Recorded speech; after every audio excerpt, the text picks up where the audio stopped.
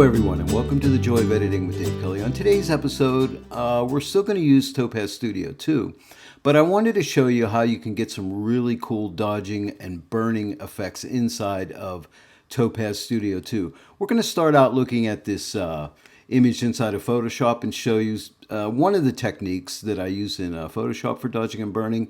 And there are many different ways of dodging and burning, but then I want to move into Topaz Studio 2. You may not have Photoshop or some other editing software, but you just use Topaz Studio 2. So I'm going to show you how you can achieve the same results inside of Topaz Studio. So let's get started. We're going to start out here in Photoshop, and the first thing I want to do is duplicate my background layer by typing Command J in a Mac, Control J in a PC, so we can work non-destructively. I want to introduce you to another wonderful Topaz filter. Let's come up here to Filter, come down to Topaz Labs, and click Topaz Adjust AI. This is a wonderful filter for just giving your image some pop and sparkle. So here we are in Adjust AI. I'm just going to click Standard right here and watch in a few seconds here. Magically, a beautiful, vibrant and dynamic image appears before us. Now if I click on the canvas here, you can see there's the before and there's the after. All right, and I might just want to warm this up a little bit. This tutorial was not about Adjust AI, but I just wanted to introduce it to you. I'm going to do an entire tutorial devoted to Adjust AI. It's really awesome. So let's just click Apply, but this gets us off to a nice little starting point here. Now we're back in Photoshop, so we can click the eyeball. There's the before and after. Now I can come up here to the opacity, and if I think that's a little too strong, I can pull this the whole way off, and that's what I like to do, and just start to slowly build it up and just get it to a point where I like it. Maybe right around 70% looks good. So here's the before and here's the after. There's many different ways of dodging and burning in Photoshop, but I'll just show you one of the ones that I use a lot and I really like it. And it's simple. Just come down to the adjustment layers icon here and come in here, and you could pretty much take any one of these adjustments here. I'm going to take curves because that's the one I always like to take. It really doesn't matter. And the next thing I'm going to do is come to the blend mode of that curves one adjustment layer and come down. I'm going to dodge first. Come down to screen and click screen. Now I know that looks horrible, but what I'm going to do is invert this layer mask, and it is Command or Control I to invert the layer mask. And that makes it a black layer mask hiding everything. Now you want to get a paintbrush, and the shortcut for brush in Photoshop is B. And then you can come up to the opacity here, and I have my opacity set on 10. Now you can just hit the number 1 key and it'll go to 10. If you hit the number 5 key, it'll go to 50. So that's a little shortcut. I love using shortcuts. And all I want to do is get my brush an appropriate size here. I don't want it too big, but I just want to zing a little bit of light in these lighted areas, like right up in here. Now, every time I add another stroke, I'm adding another 10% of light. So I can build these up. And I'm just looking for areas where light would be coming through, like over here. I'm just brushing some light in back in here. A little bit more here, and just think how the light is going. Just look for all your light sources. Again, here there's a little bit of light coming across here. This just really adds a lot of drama and excitement to your image. Dodging and burning is such a great technique, but again, just look for the light sources. Okay, this little bit on this field over here. Over here there's a little bit of light zinging, and then you can just readjust the size of your brush to get in smaller areas. Here's a little bit of light up in here. Let's throw a little bit more back going off that way. Throw some in here, maybe a little bit of light down in here. This looks like some light here. And just have fun with this and just say, ooh, that looks nice. This filter's inviting me. Look, here's a little hit of light over here. Look at that. A little bit of light kissing this right here. And just maybe a little bit in there. Now, come to the eyeball of curves layer here, of the curves layer, and just click it. And there's the before, and here's the after. Isn't that nice? Now, you can come here with the opacity. And again, I like to drag it the whole way off and then just slowly build it up. Because you don't want this to look over the top crazy, unless that's the look you're looking for. But let me just add a little bit of light, right around 75%. Now let's click the eye here of this layer. There's before and after. But that's dodging. It's that simple. It's really cool, right? And it's super, super effective. Now you can do it up in the sky too, if you wanted to. But for now, let's just work on the foreground. So dodging is lightening and burning is darkening. So now let's do some burning and add some more contours to our image here. So to do that, we're just going to come down to the adjustment layers icon, click it, and we could get a levels or a curves. Like I said, it doesn't really matter. So let's take a curves here. And this time we're going to change the blend mode to multiply, which will darken everything up. And again, I want to Command or Control I to invert the layer mask. And again, I'm going to start out with 10%. And if that's not giving you enough, you could bump it up to 20. But let's start out with 10 and see what we get. Now we're just looking for areas we want to darken to contour this image here. So make sure you're painting with a white brush too. If I didn't say that before, white, because you have a black layer mask, so you want to paint with white. So when I see every time I stroke, I'm putting another 10%. So I'm just looking for areas I want to darken up a little bit. And see this area right in here, if I want to make my brush a little bit smaller, I can, just paint some of that light across those dark areas in there. Maybe these trees back in here, some of this back in here. And just really take your time. This takes a lot of time to do, but it's fun and it's very relaxing. But enjoy it and just find all the little spots. I just love teaching my students this technique, and they really love it. Dodging and burning is quite an art. It's not hard to do, and it's a lot of fun, and it just adds a lot of dimension and shape to your image, and pops up those textures. So look at that. Look at that. Just 10% generally works pretty well. And you can alter the size of your brush. And maybe make this a little bit darker in here. And see, then when you play dark against light, that's a beautiful thing that happens. And as you go, you'll say, boy, I need to lighten that area over there, like little things in here. Darken little things. Let's darken some of this stuff in here, like along here.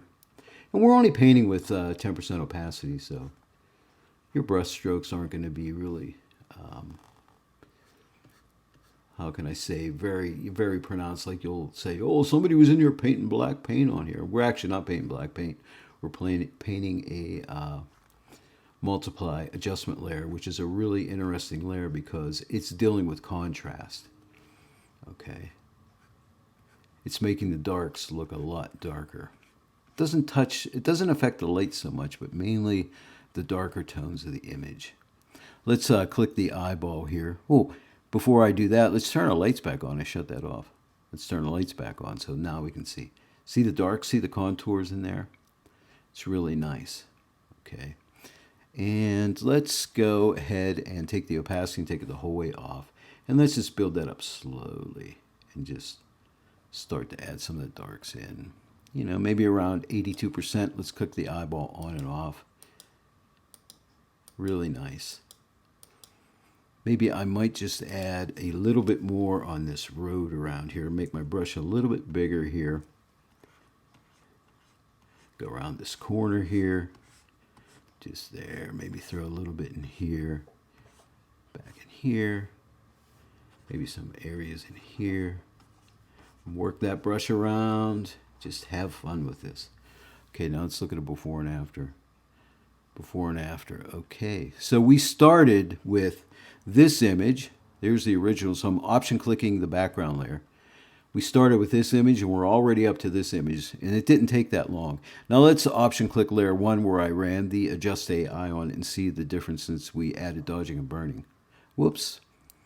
Actually, we can't do that. What I need to do is pull all these layers together here, and that's a shift option command D to pull all those layers together. Now I can option click this because what was happening, because remember this particular layer was at 70%. Okay, so we weren't seeing the entire layer there, so because it was blended between these two layers here. But now when I shift option command E, I brought all those layers together right here. So now let's option click this layer. So that's without the dodging and burning, and that's with it. So you can see, it makes a nice little effect right there. But that's dodging and burning inside of Photoshop. Now let's move into Topaz Studio 2.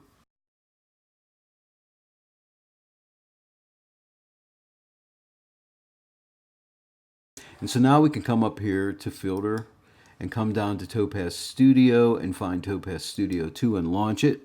And that brings us into Topaz Studio 2.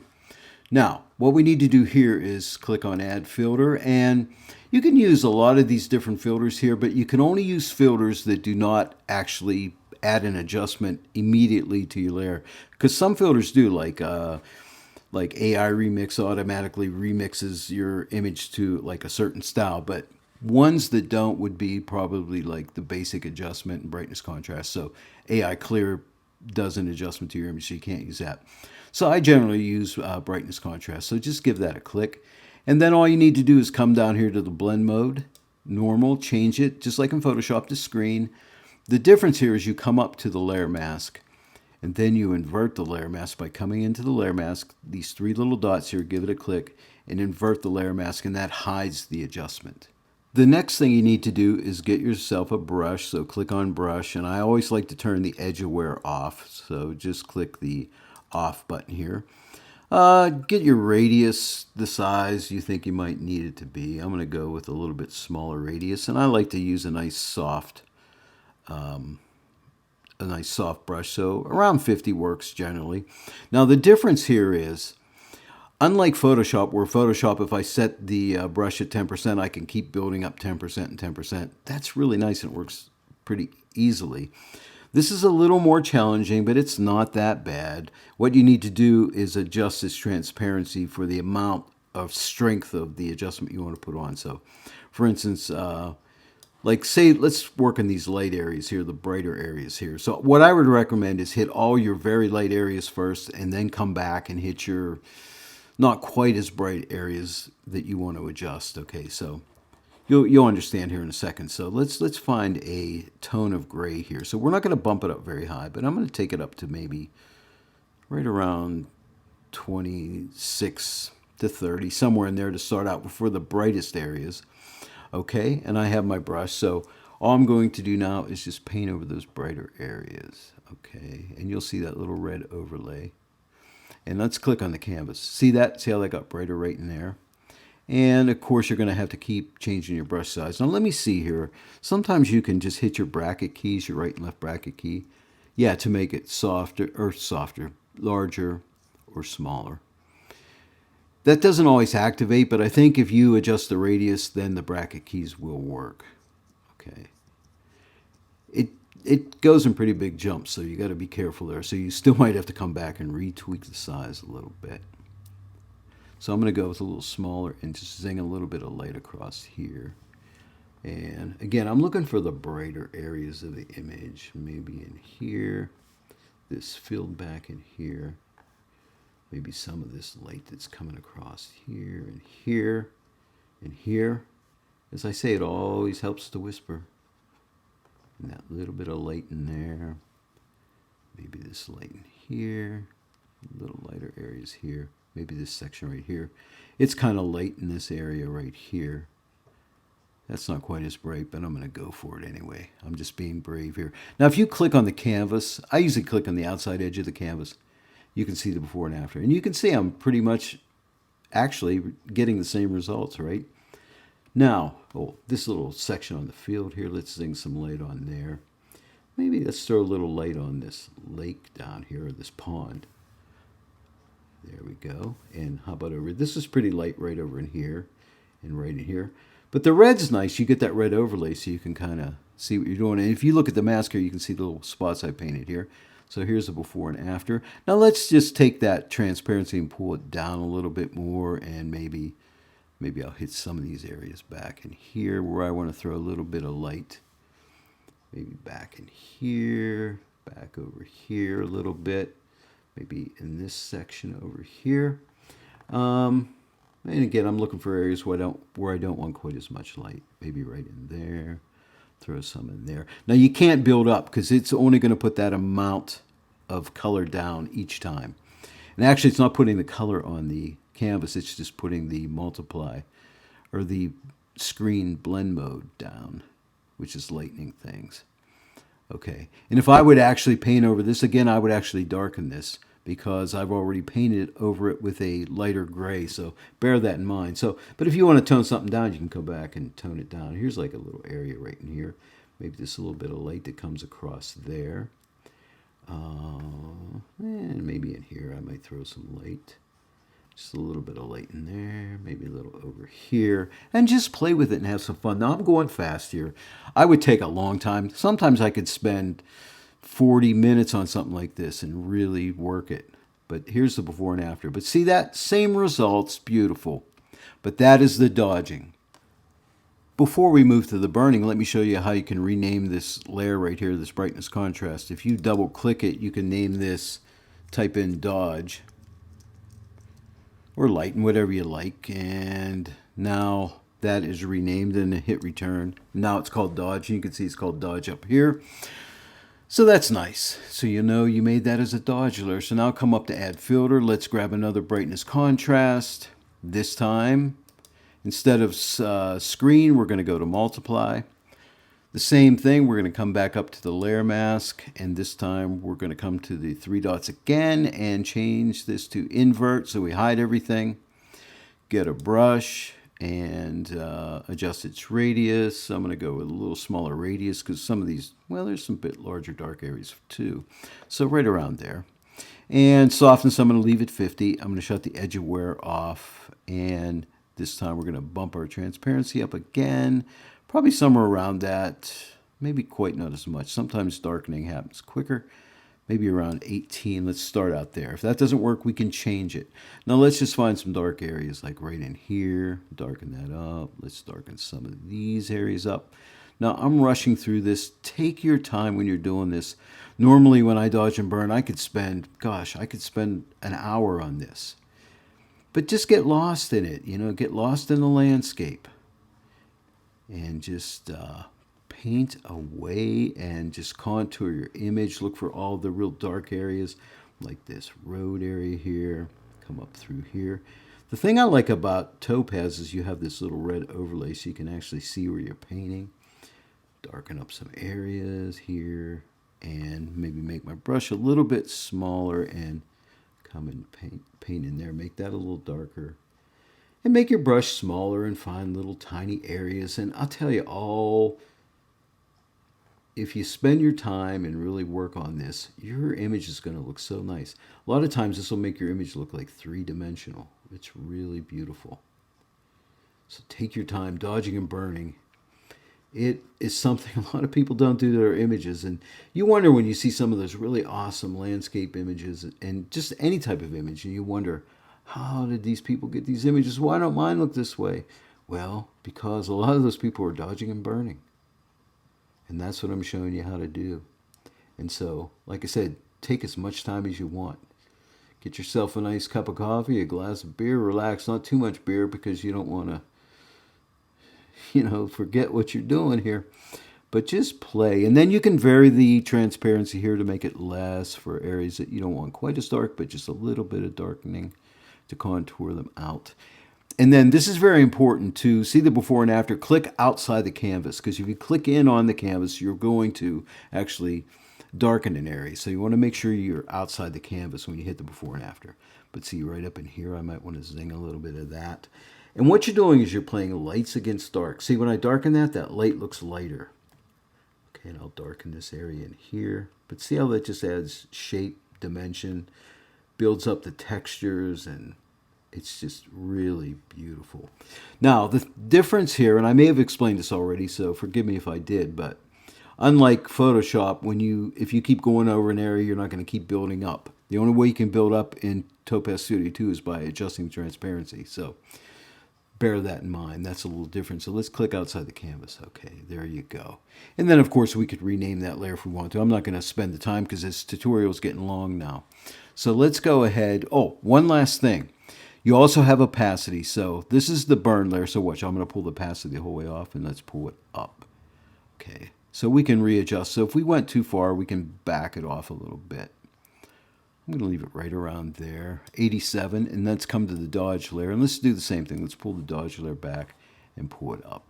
Okay, let's just ease off a little bit, because I always believe that we tend to overdo things a little bit, and that's where the opacity is nice, because we could come back and fix it.